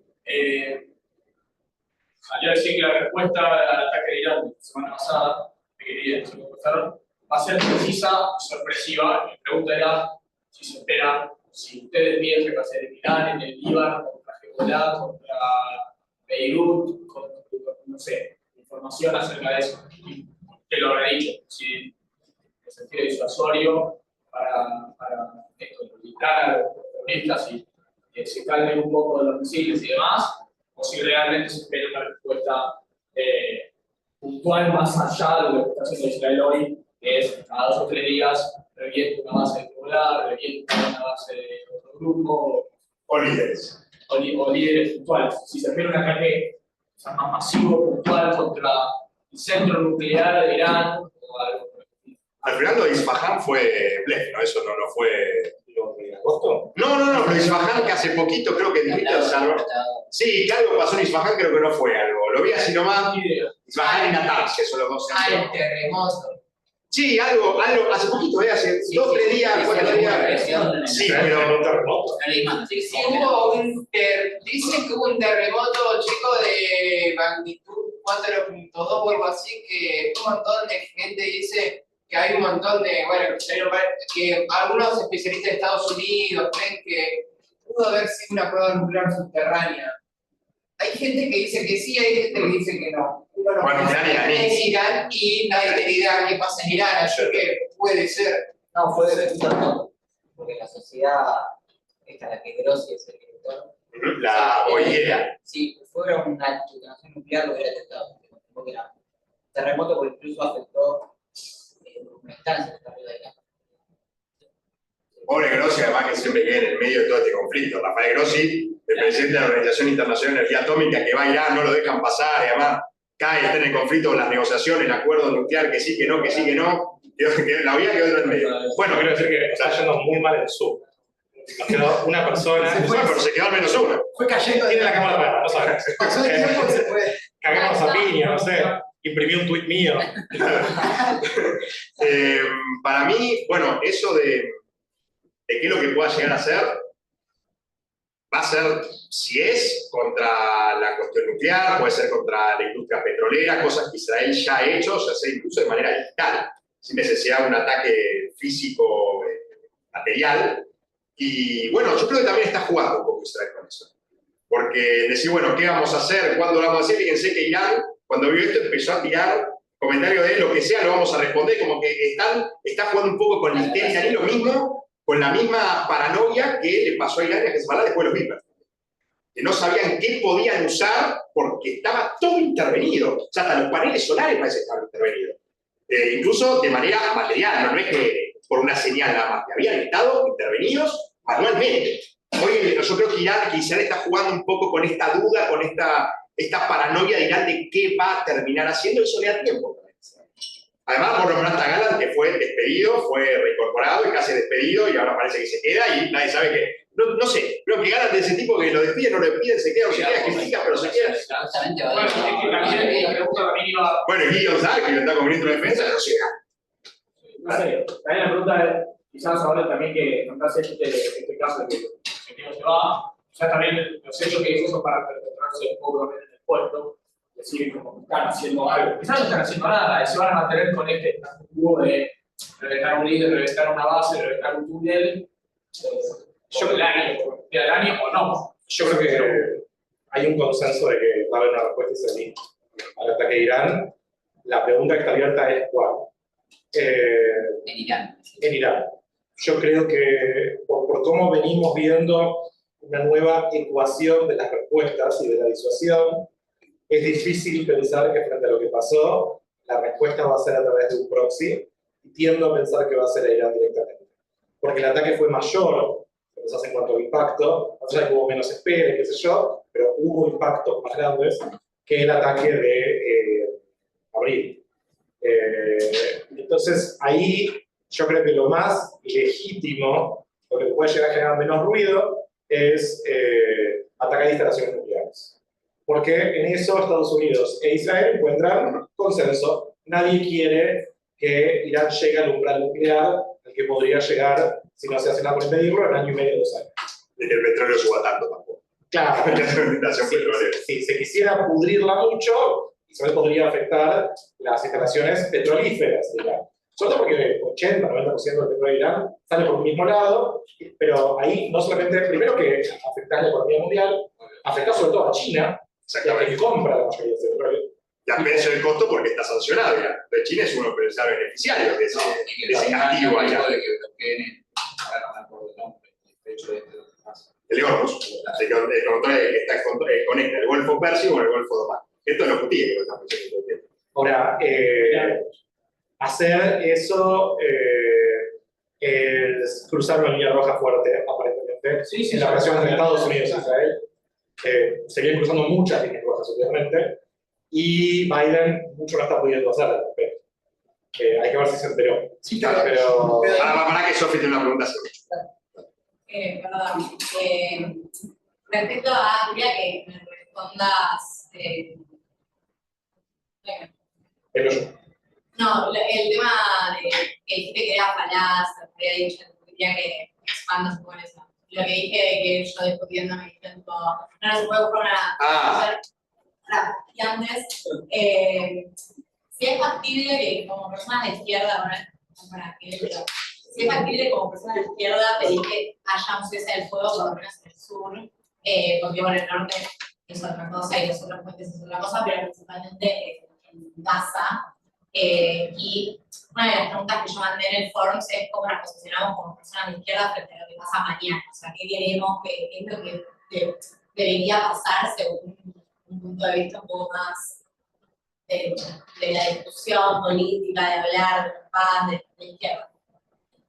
En el caso de lo falaz, yo creo que lo más sano en un debate es contestar con argumentos que contesten justamente la pregunta, aunque son varias ciencias políticas acá, ¿no? Ciencias políticas, relaciones internacionales, también se sabe que cuando uno está en la política o es político, justamente el político responde lo que quiere y no necesariamente lo que se le pregunta, es casi una acción. Yendo a eso, para mí el hecho de responder no negociamos con terroristas como axioma, ¿no? Como una respuesta, es muy parecida a lo que yo no contestaría, digo, en un debate con alguien que me está agrediendo, yo intento contestarle con argumento y no decirle, no, sos un nazi. Yo intento no decirlo, pese a esta persona que sea, no sé, pero el hecho de contestar de esa manera hace que el debate no se profundice y uno no llegue a poder dar el argumento no para el otro. Sí, a Dominic. Sí. Claro, es una falacia, en este caso Dominic, no sé cómo será la otra. Esto no nos llamamos no sé qué tipo de falacia es, yo me acuerdo que todos leímos a Copy, no sé si yo la Copy ustedes también, bueno, yo leí, esto es la falacia, no me acuerdo cuál es exactamente. Igual me frena, porque ahora que hay una discusión, decir, no, lo que me está diciendo es una falacia. Es que lo que pasa es lo siguiente, es impopular. Hoy la falacia es extremadamente útil. En un debate, sobre todo público, tirar una falacia bien usada es extraordinariamente útil. Con discurso posmoderno. Sí, es muy útil. Lo que sí, a mí, en estos ámbitos, sobre todo, a mí, yo prefiero la discusión que no termine de esa manera. No nos llamamos terroristas. La pregunta es, con esto específico de Hamas, ¿y quién te los secuestra? ¿Quién tiene a los secuestrados? Pero el punto es, ¿quién los tiene? O sea, ¿y con quién voy a negociar si no es con los que tienen los... ¿Quién obliga a Hamas? ¿Quién obliga? si uno quiere, y esto es así, lo pasó desde el principio del 7 de octubre, incluso me comí muchas puteadas cuando decía esto. Los objetivos de destruir 100% a Hamas y recuperar a todos los secuestrados nunca fueron 100% compatibles. Nunca. Si uno destruye completamente a Hamas, se tiene que olvidar de todos los secuestrados, y si uno recupera a todos los secuestrados, porque efectivamente el acuerdo que hizo con los secuestrados fue mucho más efectivo que las operaciones militares para recuperar. Creo que la semana pasada, o hace un par de días, vi un video de Sinwar abajo de los túneles que se cree que es Sinwar. Que estaba con los rehenes, cosa que ya todos sabíamos. Sí, probablemente esté rodeado de rehenes. Pero se lo vio con una mochila, una carga explosiva de tener, y rehenes alrededor. Es lo lógico, pero sí. Como dice para esto que está Digo, el punto es, el acuerdo liberó a muchísimos rehenes, la presión militar liberó a muy poquitos, incluso a esos que liberan también tuvieron un alto costo en vidas, y ahí es otra cosa que también impacta, aunque no es lo más importante, el costo financiero económico de todo lo que implican esas mega operaciones conjuntas donde están un montón de divisiones, no solo del ejército, sino también de la inteligencia, de la mar, un montón de grupos. Digo, plantear esos dos objetivos al inicio era algo que no era compatible al 100%, que decirlo justamente el 8 de octubre no fue lo más popular, porque justamente con la emoción y todo lo que estaba pasando, no decir destruir a Hamas y al mismo tiempo liberar a todos los secuestrados era algo raro. Pero nunca lo fue así, con el tiempo terminó pasando eso. ¿Qué quiere decir que quiere hacer Hamas para secuestrados hoy? Ese es, hoy es el principal capital que tiene Hamas. Hoy el principal activo, si alguna vez la ves, es como que o sea, si el tiempo sabe que dando a los secuestrados en un acuerdo de paz, algo se van a encontrar para, por así decirlo, a la larga no cumplir. Yo creo que Israel se ha puesto a darle todos los presos que tiene, los siguen secuestrados. Y ahí te dicen a mí, ya me han dicho un montón, y Sinwar, ¿cómo fue Sinwar?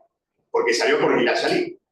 ¿Cuántos Sinwares potenciales estarías liberando? Ese es el argumento del otro lado. Bueno, Y no solamente eso, sino que... La pregunta que busca, la pregunta que quiero hacer es ¿qué busca Hamas? Liberar presos. Y en principio, además de la cuestión de los presos, los secuestrados parecería ser la principal garantía que tiene Hamas, o el liderazgo de Hamas, de sobrevivir esta guerra. Es una condición de la cual Hamas nunca se corrió desde que empezaron las negociaciones, es garantizar la impunidad de los dirigentes de Hamas, idealmente que continúen en la franja de Gaza.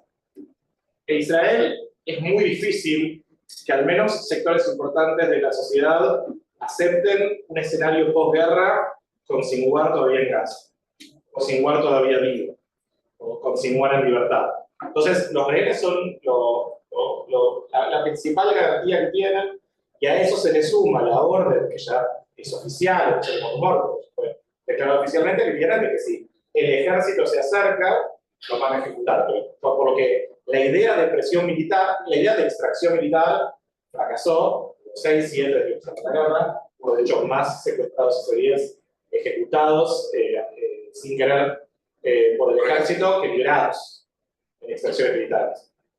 Pero lo que lo reemplazó es la idea de presión militar, es decir, vamos a avanzar una guerra que permita, que haga que Hamas se vaya corriendo de sus posiciones iniciales y que empiece a aceptar condiciones que en principio Hamas veía como imposibles. Pero eso tampoco funciona. Una cosa que hay. Hace poco se le dio a Sinwar la opción de tratado de devolver secuestrados una porción, no sé, por la libertad de paso libre. El salvoconducto, ese es Me parece que no se aceptó, pero yo creo que, no sé, yo siendo judío y queriendo cobrar a los secuestrados, haría casi lo que sea o muchas cosas porque vuelvan a los secuestrados hoy en casa. Che, vamos a ver, quedan 10 minutos. Hacemos una pregunta y empezamos a hablar. No, igual lo de ella. Ok, ¿Puedo? Pero en izquierda. Supongo que dirás con la izquierda, yo también.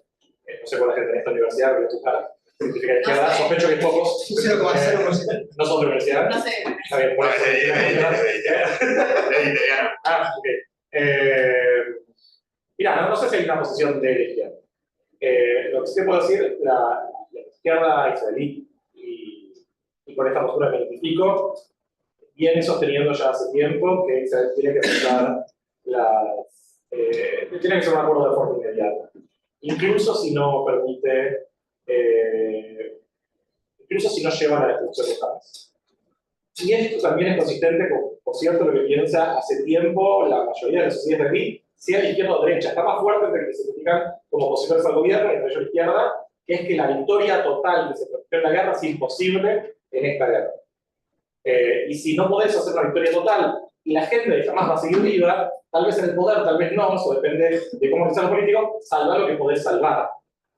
Ahora entiendo la gente que dice que no se puede, porque hay algo que me parece interesante, que es que hasta el 7 de octubre, esto es lo real, pero no recuerdo quién, hasta el 7 de octubre, el cálculo de riesgo que se sostenía principalmente en base a juzgar intenciones. Jamás se entendía que no tenían las intenciones porque priorizaban otras cosas. Mantener el flujo de plata de Qatar, cierto orden muy difícil de sostener la Franja de Gaza, no van a querer atacar. A partir del 7 de octubre se juzga del lado israelí mucho más la capacidad. Más allá de que Hezbollah dice que no quiere atacar, tiene la capacidad de atacar, por lo tanto es su problema. Ahora, ¿tiene jamás hoy, en el futuro cercano, la capacidad de hacer un daño significativo a Israel? No. Fue reducido de un ejército irregular a una fuerza de guerrillas. Y si a eso le agregás algunas condiciones que no serían un problema para negociaciones, como por ejemplo mantener un cordón sanitario alrededor de la cerca fronteriza para evitar, o al menos tener una alerta temprana en caso de futuras incursiones fronterizas, te garantizás, tal vez no el futuro, pero unos años sin problemas totales. Entonces, yo no sé si es la postura de la izquierda, pero la que veo que partido de izquierda, Yair Golan, por ejemplo, están sosteniendo es, hace falta un acuerdo. Y que también nos va a dar más aire con respecto a Hezbollah. Que por cierto, en eso también hay consenso dentro de básicamente todo el mainstream político, de que hay que resolver el problema del norte y que hay que recuperar, hay que devolver a los desplazados del norte y del sur de sus hogares. Para mí esto no es incompatible con ninguna idea de izquierda. Entiendo que usarse el fuego en estas condiciones haga ruido, parece que no es un debate donde hay monstruos. Si alguien piensa que es un precio muy alto para pagar por los secuestrados, lo entiendo. Hay mucha gente que plantea que no se puede repetir los errores del acuerdo de Gilad Shalit. Yo conocí a Gilad Shalit, me alegro que esté libre, incluso sabiendo todo lo que pasó después. No. Sí, en esa visita, pero no. Esa semana lo conocí. Es una foto por eso. Lo que tocó traducirlo, la actividad. Gilad Shalit fue un soldado israelí que fue secuestrado en el 2005 y liberado en un acuerdo en el 2011 a cambio de 1027 prisioneros palestinos. Uno de ellos igual. Uno de ellos igual. Shalit se comió 5 años y medio en casa, en condiciones en las cuales muchos no sabemos, pero son secretos de Estado, y el acuerdo que terminó llevando su liberación fue por más prisioneros palestinos de lo que jamás ofrecieron al principio. Exigían. Prisioneros, perdón, que están en este sistema cárceles, ilegal. No, en cárceles comunes. Cárceles comunes. Prisioneros, Okay. como condenados. El otro de detención administrativa. Bueno, Claro. sí, No, hay miles de prisioneros. ¿Cómo? Muchos de ellos con sangre solar. Fue un tema que no expedición, así todo, gracias a la familia que la campaña, ahora una situación diferente a la de yo no creo que y también conozco primero 2 secuestrados y a familiares secuestrados. No sé, yo no creo que sea sostenible no liberarlos si podés liberarlos. O sea, puede ser que sea un gran conjunto. Ahora que entra en el Líbano, hay como más presión a todo. Desapareció el tema secuestrados en el debate de las altas esferas de la israelí. Netanyahu no menciona los secuestrados nacionales. Muy difícil, muy difícil. Y por lo que se dice, no tengo acceso privilegiado a la información, hace semanas que no hay avances y ni siquiera se sabe si es igual está vivo o no. El que responde en las negociaciones es igual a la Hacerla bien breve, que ya tengo que ir y así cierra. ¿Qué tan posible ver una respuesta de poblado del proxy aquí en la diáspora, en la comunidad de diáspora, o la evolución misma del antisemitismo en la vida cotidiana, no tanto por ahí un ataque terrorista? ¿Crees? Sí, a ver. A mí me pasó, yo soy de Rosario. Mi familia tiene locales en público. Esta semana en una manifestación por Palestina pasaron por un local, agarraron un megáfono y empezaron a decir: no compren este local que es de judíos y financien el. Lo que económico no sigo, parece. Falta que sea Jun en la. Yo entré al día siguiente y digo que es Alemania contra el 30. Sí. ¿Cómo sabes que te descubrió el nombre? Porque no ser chico. Tenemos mis usuarios locales. Lamentable, Mesusá es eso que se pone en la ¿Cómo se cosa. llama el local? Sí. El tema, a ver, siempre la vulnerabilidad está, o sea, reconociendo sobre todo en en América Latina, esto hay que decirlo, seamos de grado probabilístico, que había dicho antes, sobre todo la penetración que tiene que se formar en América Latina, puntualmente la triple frontera, puntualmente Brasil, Sao Paulo, por ejemplo. ¿Cómo? Sí, digo, un montón de actividades, sí, en Argentina. Igual pasa siempre lo mismo cuando fue después del 7 de octubre que se había descubierto un agente iraní, me acuerdo, había descubierto en Río, no me acuerdo. Yo dije, si descubrieron un agente iraní, imagínense cuántos estadounidenses y israelíes hay. ¿No? Pero bueno, siempre tiene que ver con los que a uno está de acuerdo y con los que no. No que haya, sino quién no. Eso en primer lugar. En segundo lugar, sí tienen operaciones, el riesgo lamentablemente siempre existe. Yo no creo que pase, puntualmente. Sobre todo porque lo perjudicial que podría ser a nivel internacional eso es bastante grande. Porque Hezbollah no es ISIS tampoco, o sea, tiene una responsabilidad incluso en el Líbano y por muchos países que si bien lo pueden ver algunos como grupos terroristas, para otros no. Entonces, la pérdida que podría llegar a tener en caso de realizar algo, como lo ha realizado en Argentina, comprobado por la justicia, tanto de la Embajada de Israel como también de la APO. O sea, por eso digo que lamentablemente probabilidad hay. Ya no sería el tema, pero si es un lobo solitario. Bueno, el lobo solitario es distinto, pero no sé si vos te referías a lobo solitario o una organización, una bomba, algo grande, como fue lamentablemente lo de la guerra. Lamentablemente, pues, probabilidades hay, lo juro, tiene que estar, y esto lo digo para la comunidad, y los que no sean también, estar atento, avisar cualquier cosa sospechosa que uno pueda ver, y también estar seguros y seguir participando de la vida comunitaria. Digo, pues el mejor remedio contra el antisemitismo no es esconderse, es estar y seguir participando en este tipo de charlas y a la comunidad seguir activándose. Con atención, sin miedo, pero con atención. Me parece que eso es lo mejor, pero lamentablemente, digo, en estas circunstancias hay que estar mucho más atentos, tanto a nivel nacional, a nivel comunitario, etc. Sobre el último parte de antisemitismo, una anécdota. Estaba viniendo para acá y me llegó un mail, puede sonar muy arrogante por esto, pero tengo una alerta de Google cuando aparece mi nombre en una noticia. Y me sale y dije, Google, ¿qué hice hoy? Y era una nota de C5N, la página, que hablaba de una pintada antisemita en Parque Rivadavia. Sí. Mi hermana viene en caballito, corre en Parque Rivadavia. No, sí, yo la vi. Dice, hagan patria, mate un judío. Y del otro lado decía Mileitovsky. Había mucho más pintado que ese mismo grupo de personas. Por esa misma zona, para la misma tipografía, mismo, como llamar Pero son. Al lado del café que decía Mileitovsky. Del otro lado de un monumento. El lado B. Mileitovsky, haga patria, mate un. Y mi hermana mandó la foto, lo tuiteé, y a la media hora el presidente de la comuna dijo, lo vamos a limpiar. Y dije, guau, influenza. Y hoy C5N, yo lo pensé, o sea, no pensé, se enteraron por mí o no, pero según C5N se enteraron por mí. Las pintadas salieron porque el sociólogo y estaba mi tweet ahí, y dije, wow, tengo noticias, y no es porque me peleé con algo. Y las respuestas a mi tweet, en una foto diciendo Parque Rivadavia hoy, de ayer, buena parte de las respuestas fue esencialmente ¿y qué esperabas? No pueden hacer un genocidio sin que pase esto. Algunos dijeron hasta que era mi culpa. Como que periodistas así todo roto puedan pintar la ciudad. Pero, y hoy también compartí parte de esas respuestas. Me pareció en algún lugar lo leí. Después puse la pollera corta, pongo 4 imágenes porque solamente puedo poner 4 imágenes por tweet, porque tengo muchas más. Y la gran mayoría de cuentas anónimas, porque obvio. Y muchas de las respuestas a ese tweet fueron también típicos de judíos victimizándose. O sea, yo creo que Argentina es un oasis en comparación al resto de la región y el resto de América.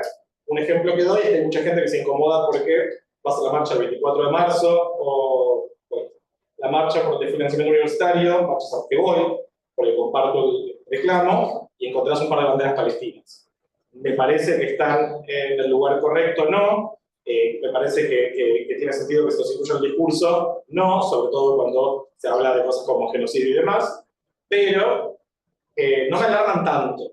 Cuando yo fui a Brasil el 8 de marzo, en San Pablo, aproveché, chusmeé cómo estaba la manifestación por el Día de la Mujer, estaba ahí por trabajo, y había banderas de Hamas. ¿no? Y si vas a Chile, Chile ni hablar, o sea, en nuestro país,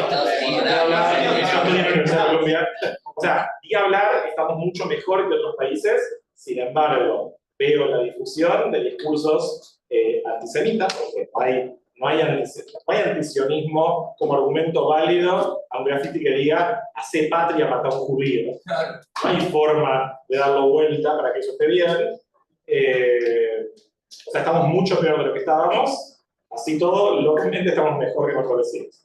Y Uruguay también tuvo situaciones bastante Sí, ahora, ayer, ¿no? sí, en un monumento construido por una judía comunista. Como un monumento a la inmigración judía del barrio Boas de Montevideo, donde en una época había una comunidad judía muy grande inmigrante, después se mudaron a otras partes de Montevideo. Sí, muchos años. ¿Les parece si cierra un minuto cada uno hacia dónde creen que va la situación geopolítica para terminar con el tema de la reunión?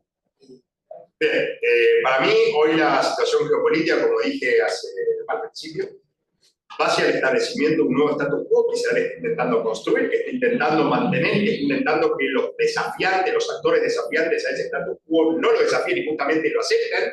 Claramente, si uno ve la escala a nivel de violencia de lo que había sido el anterior hasta el 6 de octubre y el de hoy, la violencia está mucho más arriba, pero bueno, en todo caso, no es lo que quizá le importa, no es que no le importe, digo, no es lo que mira hoy necesariamente el nivel de violencia, sí el nivel de estabilidad y previsibilidad. Porque algo que pasa en Bolivia también, lo más importante no es necesariamente el resultado, sino la previsibilidad de ese resultado.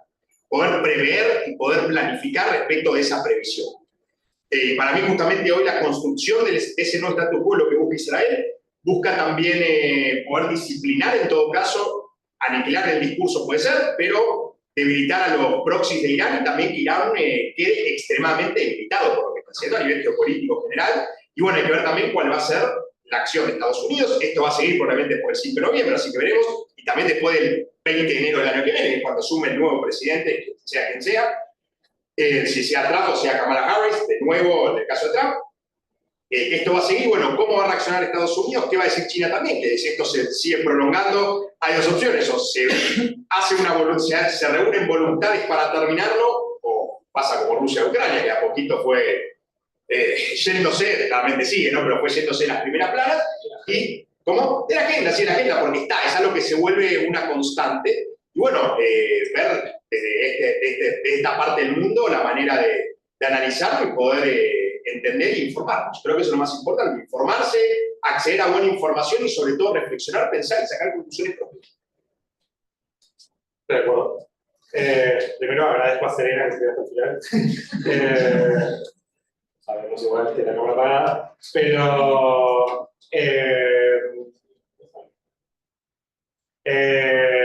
pero me parece que tenemos un mes con muchas definiciones. Por delante. Es un mes. En primer lugar, tenemos ya con fecha confirmada el 5 de noviembre las elecciones en Estados Unidos. Hola.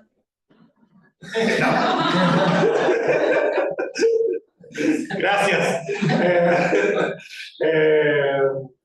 Que van a definir también cuál va a ser la política que se va a tomar. Me parece que no es coincidencia que este cambio en las condiciones y esta necesidad o esta decisión dentro de Israel de definir esta guerra de desgaste y convertirla en un frente abierto de guerra, me parece que es en un timing muy particular que sobre todo piensa la situación en Estados Unidos. Creo que si gana Harris, probablemente veamos mucha mayor presión hacia un acuerdo diplomático. Desde el lado republicano hay bastante pesimismo con respecto a la posibilidad de resolver el problema iraní, sobre todo de la Trump del Partido Republicano, que es casi la única que queda. Hay bastante pesimismo con respecto a la posibilidad de resolver el problema iraní, y al mismo tiempo también tenemos que ver cuál va a ser la respuesta israelí y cuál va a ser la respuesta iraní frente a la respuesta israelí. Tenemos el ejemplo de abril, donde las respuestas fueron apuntando a desescalar hasta una situación en la cual ambas pudieron declararse victoriosas y sentir, o al menos declarar, que su poder de disuasión fue recuperado. Ese es el escenario más optimista para quienes quieren evitar una guerra, para quienes piensan que una guerra es inevitable. Gran momento que estamos viviendo ahora. Tiendo a pensar, a ubicarme más en el primer plano, porque muchas cosas malas pueden salir de una guerra directa entre Israel e Irán, y hay un motivo por el cual eso se viene postergando durante años, así que una invitación a mantener los ojos abiertos, prestar atención, espero que esto haya servido para pensar en lo que viene pasando y lo que puede llegar a pasar con otros ojos, espero con más herramientas, tal vez con más confusión, no descarto, pero bueno, gracias por la invitación. Muchísimas gracias.